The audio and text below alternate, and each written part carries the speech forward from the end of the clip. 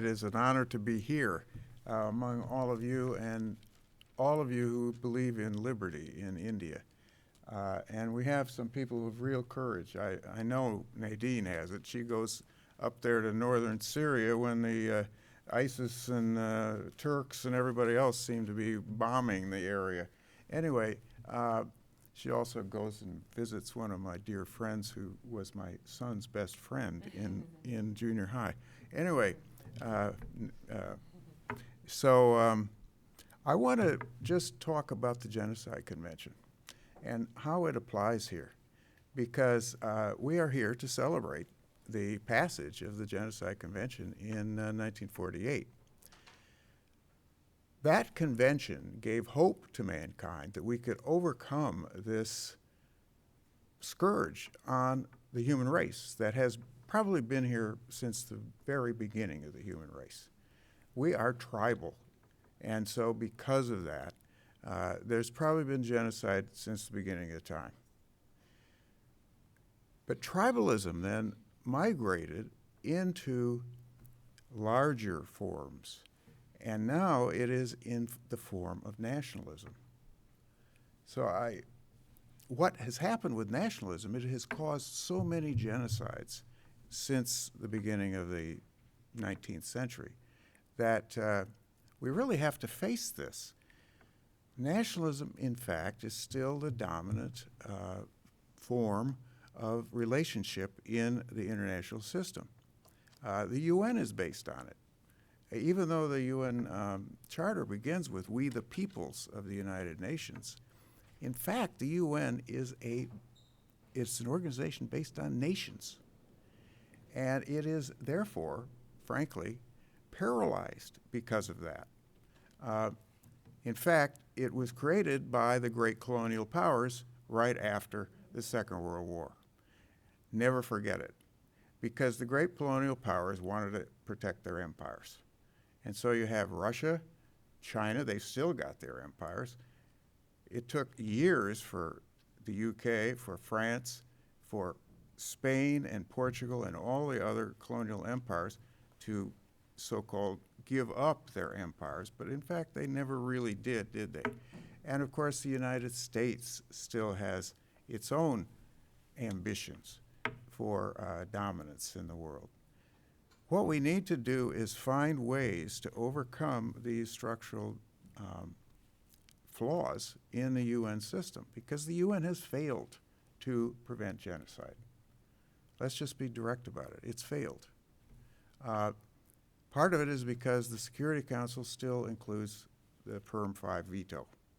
So you can get countries like China and Russia vetoing anything that, might stop a genocide. And sometimes it's even the US that vetoes. What we need is a system in the UN that will not have that kind of veto system. We don't need the veto anymore if we're going to stop genocide. We also need ways to prevent it by force, because, and here I'm not a pacifist, I have to say, I'm a deeply committed Christian, and I follow Martin Luther King Jr.'s teachings. But he also believed that, like Bonhoeffer, that when you have leaders who want to commit genocide, there is a duty to, in fact, defeat them, to try to arrest them, of course, but to also sometimes eliminate them. I don't think we've even faced that. Why do we let people like Saddam Hussein, or for that matter, all of the dictators who've committed genocide, go on for so long to commit genocide? It is because they are protected by the national system, by the nationalism. They can't really be confronted within their own nations unless they're overthrown. So, in my view at least, what's happening in Ukraine is a good example of that. It's genocide. There isn't any doubt about it. Russia has committed all 5 of the acts of genocide that are enumerated in the Genocide Convention. Killing members of a group, creating conditions of life to destroy the group, creating significant mental and bodily harm to members of the group, literally kidnapping the children and taking them away from Ukraine and having them adopted by Russians, preventing births within the group. Those are the 5. And Russia's done them all of them. It is definitely committing genocide, and yet what can we do? Well, we're trying to, of course, arm Ukraine to try to stop it. But my doubt is this, that we will refuse to give Ukraine the kinds of weapons it will need to really, really defeat Russia. So I'm worried about that, very worried, because Putin should not be rewarded for this aggression. And on India, I can tell you, because I was in the State Department, the default position of diplomats is go along and get along. It is, and the default action position is do nothing. So, of course, we want to get along with India. Modi's in charge of India right now because he's won elections. Let's face it, it is still a democracy, somewhat limited and in great risk, but nevertheless, he has won elections. We also had that situation here in the United States. We had, I believe, a very dangerous leader for 4 years who was also headed in the same direction as Modi, you know, in favor of nationalism, in favor of a certain kind of repression of liberty. What we need is a strong anti-Modi policy from our country. We need to be very clear about not supporting Modi's government. And I don't say that we need to cut off relations. Of course we can't do that. India is so important and so forth. But we need to make very clear to Mr. Modi, he's not going to get away with this kind of persecution of Muslims. He's just not going to get away with it. It is going to hurt his trade. It is going to hurt every way what we do with India. We've already heard some of the examples from Kashmir, and you know many others, I know, from Assam, from the attempts to have a census for all Indians so that eventually they'll be able to identify Muslims.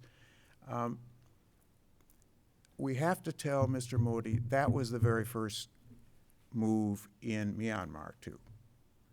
They took away the citizenship of the Rohingya Muslims and then, of course, drove them out and committed genocide against them.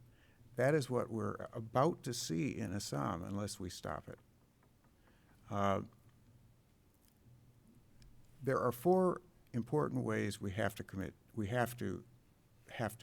combat genocide. One of the big weaknesses of the Genocide Convention is it doesn't have any real ways to enforce it. It says there will be a court or can be a court, and eventually we created the International Criminal Court, but as you know, half the people in the world are not even subject to it because the big countries, Russia, China, the US, India, they aren't parties to it. And so we have policies here in this country which essentially let these dictators off free. We just had MBS, the king of, the prince actually of Saudi Arabia, being granted immunity.